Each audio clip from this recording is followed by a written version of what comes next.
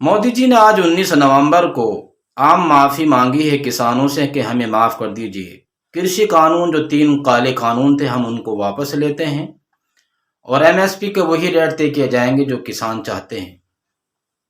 مودی جی نے معافی بھی مانگی ہے اور درد بھری اپیل کی ہے کہ کسانوں سے امید ہے کہ اب وہ اپنے گھر چلے جائیں گے، لیکن سیاسی گلیاریوں میں ہلچل مچ چکی ہے کہ پی ایم مودی جو لومڑی سے زیادہ چالاک اور عیار ہیں اور ہاتھی کی چالاکیوں سے زیادہ چالاک ہیں اور سیاست کے وہ ایک کھلاڑی ہیں،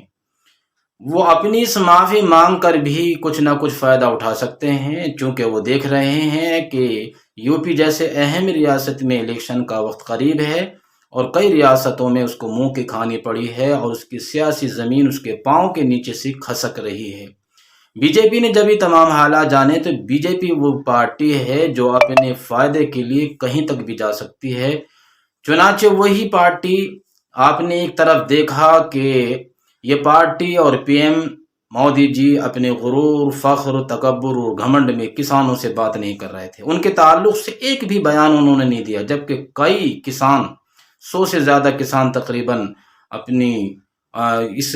مظاہرے میں، اس احتجاج میں اپنی جانیں فوت کر چکے ہیں، گنوا چکے ہیں۔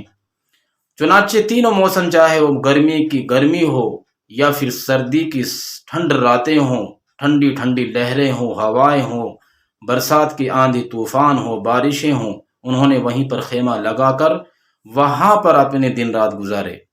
گورے انگریزوں نے 1 سال میں نہیں بلکہ 9 مہینوں میں کسی وقت میں اپنے دور حکومت میں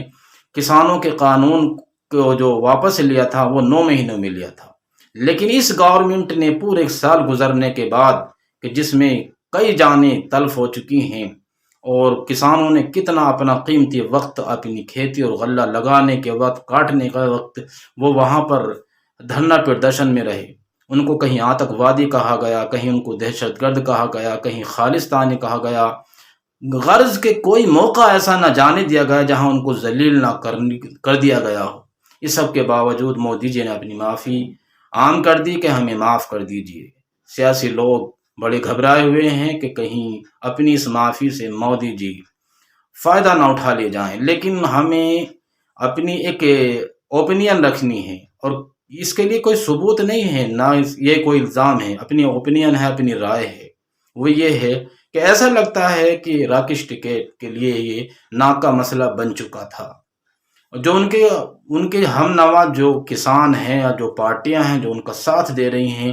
وہ اب ان کے اندر بھی بے چینی تھی، اضطراب تھا، پریشانی تھی، بکھراؤ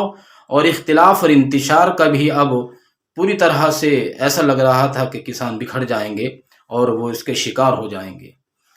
تو ان کی ناک کا مسئلہ بن چکا تھا اور ان کو تو جیسے کہ ڈوبتے کو تنکے کا سہارا، ادھر حکومت کو بھی یہی ڈوبتے کا سہارا تنکا چاہیے اور ادھر کسانوں کی بھی ناک کا اور عزت کا مسئلہ تھا، انانیت کا اور انا کا مسئلہ تھا۔ کہیں ایسا تو نہیں کہ کسی گورنمنٹ کے کسی آدمی سے جا کر کے یہ بات کر لی گئی ہو کہ تم ہمارے مطالبے کو مان لو، گورنمنٹ نے کہا ہو کہ تم ہمارے مطالبے کو مان لو، ہم تمہارے مطالبے کو مان لیں گے۔ یعنی آنے والے سن 2023 کے الیکشن میں یا آنے والے 2022 کے الیکشن میں ہمیں پھر سے تم کرسی سے نواز دو، پھر سے ہمیں راج پر بٹھا دو، گدی پر بٹھا دو، پھر سے ہمیں سی ایم پی ایم بنا دو اور ہم تمہارے قانون کو واپس کر دیں گے اور تمہارے مطالبے کو مان لیں گے۔ حالانکہ یہ دور کی کوڑی ہے اور اس کا کوئی ثبوت نہیں ہے، لیکن ایسا لگتا ہے کہ ایسا ہو سکتا ہے، کیونکہ پیچھے راکش ٹکیت بہت زیادہ بی جے پی کے قریب تھے، کہیں ایسا نہ ہو کہ وہ اپنی عزت بچانے کے لیے انہوں نے اس مطالبے کو بہت جلدی مان لیا ہو۔ لیکن سننے میں آیا ہے کہ آج راکش ٹکیت نے یہ بھی کہا ہے کہ جتنے کسان اپنی جان گنوا چکے ہیں، فوت ہو چکے ہیں، گورنمنٹ ان کی عزت اور احترام کرے اور ان کو نوکری دے اور ان کو معاوضہ دے، ہم جب تک نہیں ہٹیں گے۔ آگے دیکھیے ہوتا ہے کیا۔